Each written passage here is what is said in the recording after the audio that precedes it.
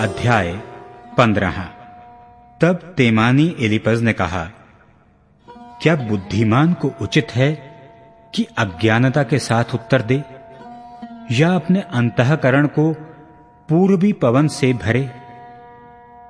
क्या वह निष्फल वचनों से या व्यर्थ बातों से वाद विवाद करे? वरन तू परमेश्वर का भय मानना छोड़ देता और परमेश्वर पर ध्यान लगाना औरों से छुड़ाता है। तू अपने मुंह से अपना अधर्म प्रकट करता है और धूर्त लोगों के बोलने की रीति पर बोलता है। मैं तो नहीं, परंतु मेरा मुंह ही तुझे दोषी ठहराता है और तेरे वचन तेरे विरुद्ध साक्षी देते हैं।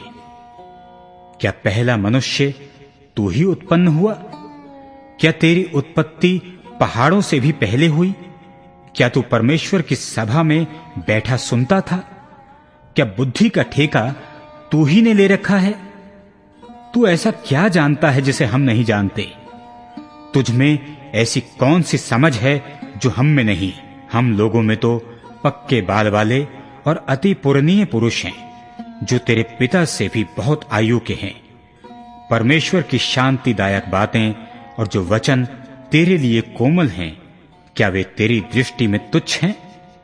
तेरा मन क्यों तुझे खींच ले जाता है और तू आंख से क्यों सैन करता है?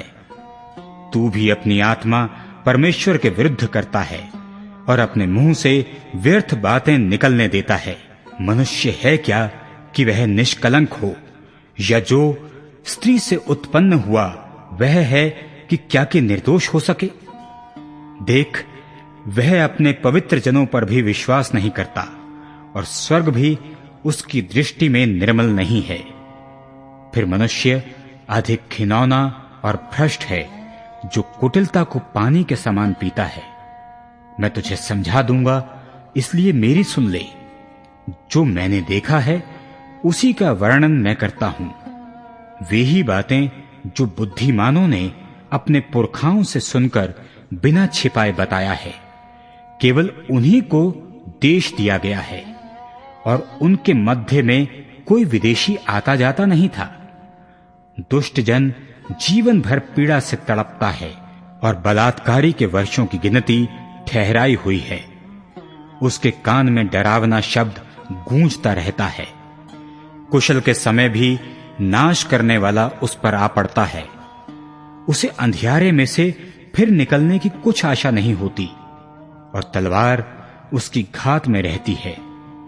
वह रोटी के लिए मारा मारा फिरता है कि कहां मिलेगी।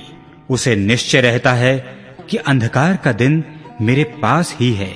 संकट और दुर्घटना से उसको डर लगता रहता है। ऐसे राजा के समान जो युद्ध के लिए तैयार हो, वे उस पर प्रबल होते हैं, क्योंकि उसने तो परमेश्वर के विरुद्ध हाथ बढ़ाया है और सर्वशक्तिमान के विरुद्ध वह ताल ठोंकता है और सिर उठाकर अपनी मोटी मोटी ढालें दिखाता हुआ घमंड से उस पर धावा करता है, इसलिए कि उसके मुंह पर चिकनाई छा गई है और उसकी कमर में चर्बी जमी है और वह उजाड़े हुए नगरों में बस गया है और जो घर रहने योग्य नहीं और खंडहर होने को छोड़े गए हैं, उनमें बस गया है। वह धनी ना रहेगा और ना उसकी संपत्ति बनी रहेगी और ऐसे लोगों के खेत की उपज भूमि की ओर ना झुकने पाएगी। वह अंधियारे से कभी ना निकलेगा और उसकी डालियां आग की लपट से झुलस जाएंगी और परमेश्वर की मुंह की श्वास से वह उड़ जाएगा। वह व्यर्थ बातों का भरोसा करके अपने को धोखा ना दे, क्योंकि उसका बदला धोखा ही होगा। यह उसके नियत दिन से पहले पूरा हो जाएगा। उसकी डालियां हरी ना रहेंगी। दाख के समान उसके कच्चे फल झड़ जाएंगे और उसके फल जैतून के वृक्ष के से गिरेंगे, क्योंकि भक्तिहीन के परिवार से कुछ बनना पड़ेगा और जो घूस लेते हैं उनके तंबू आग से जल जाएंगे। उनको उपद्रव का गर्भ रहता और वे अनर्थ को जन्म देते हैं और वे अपने अंतःकरण में छल की बातें गढ़ते हैं। अध्याय 16। तब अय्यूब ने कहा, ऐसी बहुत सी बातें मैं सुन चुका हूं। तुम सब के सब निकम्मे शांतिदाता हो। क्या व्यर्थ बातों का अंत कभी होगा? तू कौन सी बात से झिड़क कर उत्तर देता है? जो तुम्हारी दशा मेरी सी होती तो मैं भी तुम्हारी सी बातें कर सकता। मैं भी तुम्हारे विरुद्ध बातें जोड़ सकता और तुम्हारे विरुद्ध सिर हिला सकता, वरन मैं अपने वचनों से तुमको हिसाब दिलाता और बातों से शांति देकर तुम्हारा शोक घटा देता। चाहे मैं बोलूं तो भी मेरा शोक ना घटेगा, चाहे मैं चुप रहूं तो भी मेरा दुख कुछ कम ना होगा। परंतु अब उसने मुझे उकता दिया है, उसने मेरे सारे परिवार को उजाड़ डाला है। उसने जो मेरे शरीर को सुखा डाला है वह मेरे विरुद्ध साक्षी ठहरा है, और मेरा दुबलापन मेरे विरुद्ध खड़ा होकर मेरे सामने साक्षी देता है। उसने क्रोध में आकर मुझको फाड़ा और मेरे पीछे पड़ा है। वह मेरे विरुद्ध दांत पीसता और मेरा बैरी मुझको आंखें दिखाता है। अब लोग मुझ पर मुंह पसारते हैं और मेरी नाम धराई करके मेरे गाल पर थप्पड़ मारते और मेरे विरुद्ध भीड़ लगाते हैं। परमेश्वर ने मुझे कुटिलों के वश में कर दिया और दुष्ट लोगों के हाथ में फेंक दिया है। मैं सुख से रहता था और उसने मुझे चूर चूर कर डाला। उसने मेरी गर्दन पकड़कर मुझे टुकड़े टुकड़े कर दिया। फिर उसने मुझे अपना निशाना बनाकर खड़ा किया है। उसके तीर मेरे चारों ओर उड़ रहे हैं।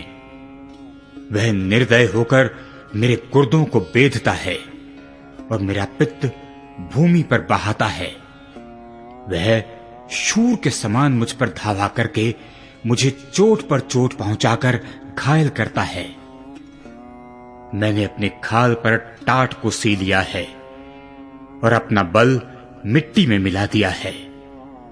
रोते रोते मेरा मुंह सूज गया है और मेरी आंखों पर घोर अंधकार छा गया है। तो भी मुझसे कोई उपद्रव नहीं हुआ है और मेरी प्रार्थना पवित्र है। हे पृथ्वी, तू मेरे लहू को न ढांपना और मेरी दुहाई कहीं न रुके। अब भी स्वर्ग में मेरा साक्षी है और मेरा गवाह ऊपर है। मेरे मित्र मुझसे घृणा करते हैं, परंतु मैं परमेश्वर के सामने आंसू बहाता हूं कि कोई परमेश्वर के सामने सज्जन का मुकदमा लड़े जैसे कोई अपने पड़ोसी के लिए लड़ता है। क्योंकि थोड़े ही वर्षों के बीतने पर मैं उस मार्ग से चला जाऊंगा जिससे मैं फिर वापस ना लौटूंगा।